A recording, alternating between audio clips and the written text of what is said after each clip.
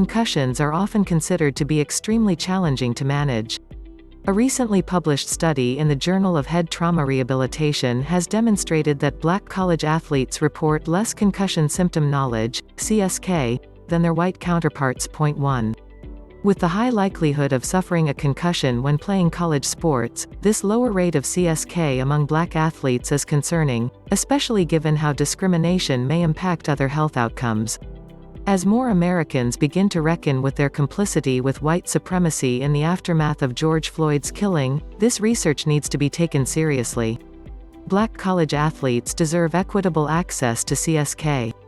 The study for this study, CSK was assessed from a convenience sample of 768 NCAA college athletes from 7 institutions across 3 geographic regions in the U.S. from 17 NCAA-sanctioned sports based on completion of a questionnaire. 1.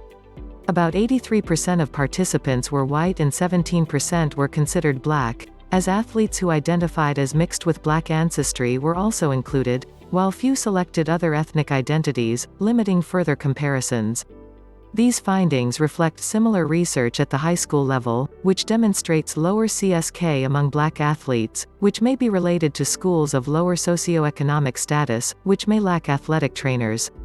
Meaningful Knowledge Transfer sports neurologist and founding director of the Center for Sports Neurology and Pain Medicine at Cedars-Sinai Kurlan-Jobe Institute, Dr. Vernon Williams, MD, says, "We need to not only level the playing field relative to concussion education, but we also need to engage in meaningful knowledge transfer, connecting with athletes in culturally sensitive ways with messages our athletes relate to and a rational, positive outcome to be expected when the educational information is followed by the desired behavior.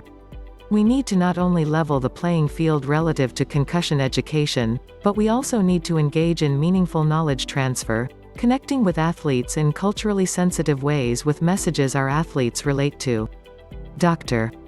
Vernon Williams, MD Williams explains that Black athletes need information from people they can relate to, using language and other forms of communication they can trust.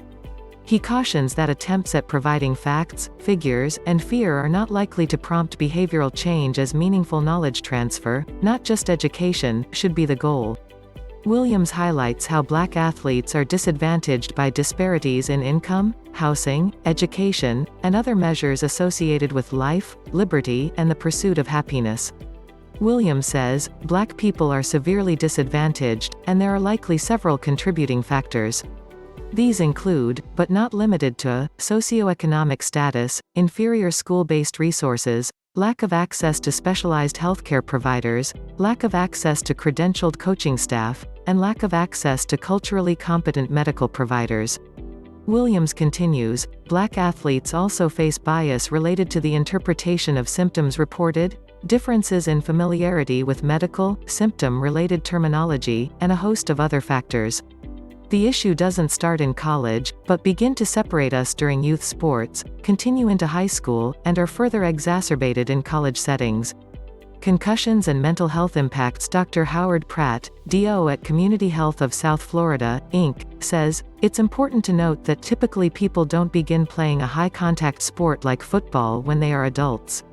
They can start playing football as young as 5 years old and can end up playing through college and into a professional career if they get that opportunity, and that will compound their risk of concussions and mental illness. They can start playing football as young as 5 years old and can end up playing through college and into a professional career if they get that opportunity, and that will compound their risk of concussions and mental illness."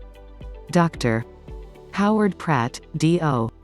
Pratt explains how a climate of not admitting to being injured may be connected to fears of missing key games due to a concussion and not being seen by recruiters as a result, especially if you come from a lower socioeconomic background, and this may be your way out, as the sport is not just a way of taking care of yourself, but for providing for your family.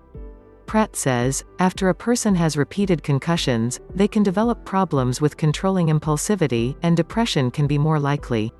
And if they have any previous mental health issues, those can be made worse. This can all help lead to poor coping skills such as substance abuse.